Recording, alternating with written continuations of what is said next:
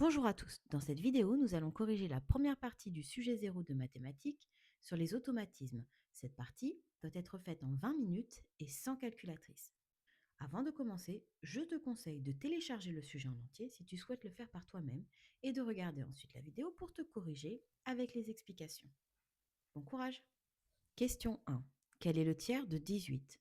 Prendre le tiers d'un nombre, c'est le diviser par 3. On fait donc 18 divisé par 3 et on obtient 6. La réponse à écrire sur la copie est 6. Question 2. Un film dure 240 minutes. Quelle est sa durée en heures? Il faut savoir par cœur qu'une heure, c'est égal à 60 minutes. Ainsi, on va diviser la durée du film, 240 minutes, par 60. Ou bien 24 divisé par 6 et on obtient 4. La réponse est donc 4 heures. Question 3.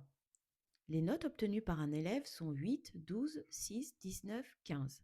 Que vaut la médiane de cette série de notes? On commence par ranger les notes dans l'ordre croissant. 6, 8, 12, 15, puis 19. Il y a 5 valeurs, ce qui est un nombre impair, donc la médiane est la valeur du milieu, c'est-à-dire la troisième, 12. La réponse à la question 3 est 12. Question 4. Sur cette droite graduée, l'abscisse du point E est A, 5 quarts, B, 3 demi, C, 7 quarts, D, 5 demi. Je vous rappelle ici que pour les questions à choix multiples, il n'y a qu'une seule réponse possible. Donc, on commence par repérer le point E. Il se situe après l'unité 1. On remarque aussi qu'entre 0 et 1, il y a 4 grands carreaux. On compte 3 carreaux entre 1 et E. Donc, il y a 3 fois un quart de carreau, c'est-à-dire 3 quarts. Sur la droite graduée, le point E est donc placé à 1 plus 3 quarts. On additionne 1 et 3 quarts en mettant au même dénominateur. Donc 1, c'est 4 sur 4. Et ensuite, on additionne les numérateurs 4 et 3. On obtient donc 7 quarts.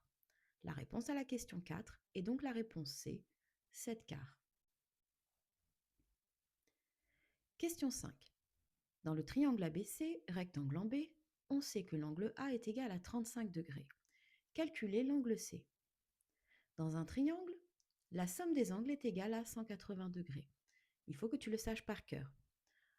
On a ici A qui est égal à 35 degrés et B qui est égal à 90 degrés. On le voit grâce au codage sur le schéma. Donc, l'angle C, on soustrait à 180 les angles A et B, c'est-à-dire 90 et 35. On obtient 55. Ça, tu peux le faire sur ta feuille de brouillon. La réponse à la question 5 à écrire sur ta copie est donc 55 degrés. Question 6. Dans le triangle ABC, rectangle en A, quel calcul doit-on effectuer pour déterminer le cosinus de l'angle ABC? Dans un triangle rectangle, on sait que le cosinus de l'angle est égal au côté adjacent divisé par l'hypoténuse. C'est de la trigonométrie, une des formules à connaître par cœur. Donc le cosinus, le sinus et la tangente. Tu peux aussi utiliser les moyens mémotechniques comme SOHCAHTOA ou CASTOA en fonction de ce que ton professeur t'aura dit. Donc on repère l'hypoténuse. L'hypoténuse, c'est le côté opposé à l'angle droit en A. Donc ici, c'est BC. Et le côté adjacent à l'angle en B, c'est celui qui touche B sans être l'hypoténuse. Donc c'est AB. En remplaçant dans la formule, on obtient donc le cosinus de ABC qui est égal à AB divisé par BC. Sur ta copie, tu peux donc écrire pour la question 6 AB divisé par BC ou bien sous forme de fraction.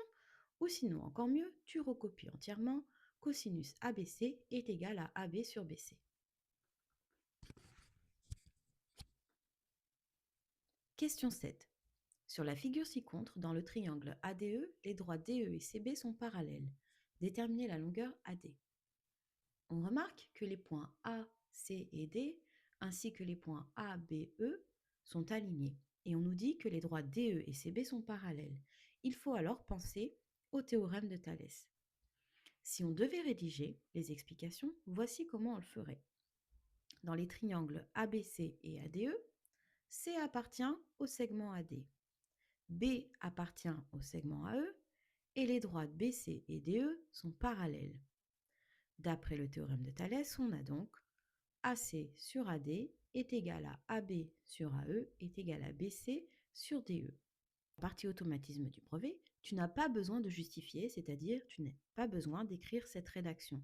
Je te la rappelle ici parce que cela peut être utile pour la partie avec calculatrice. Donc, on nous demandait ici de déterminer la longueur AD. Donc, en remplaçant par les longueurs données dans l'énoncé, on obtient 4 divisé par AD égale 2 septièmes. En faisant un produit en croix, on obtient AD qui est égal à 4 fois 7 divisé par 2, c'est-à-dire 28 divisé par 2, donc 14. La longueur AD est donc 14 cm.